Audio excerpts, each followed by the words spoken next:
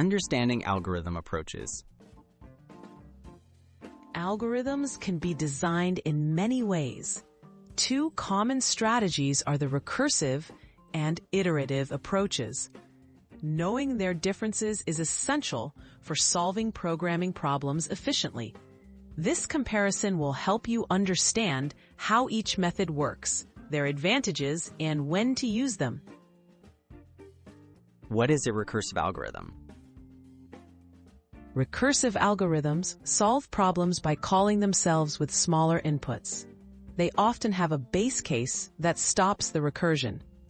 This approach naturally fits problems that can be divided into similar subproblems, such as computing factorials or searching tree structures. However, recursion can use more memory due to multiple function calls. What is an iterative algorithm? Iterative algorithms solve problems using loops, such as for or while loops. Instead of calling themselves, they repeat a block of code until a condition is met. Iterative solutions are typically easier for computers to execute because they use less memory. They are commonly used for tasks like searching arrays or simple mathematical calculations. Key differences between recursion and iteration.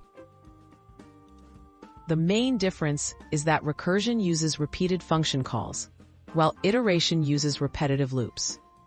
Recursion is often easier to write for problems that are naturally recursive, but can be slower and use more stack memory. Iteration is usually more efficient in terms of performance and memory, but sometimes results in more complex code. When to use each approach. Choose recursion when solving problems that involve branching, such as tree traversal or divide-and-conquer algorithms.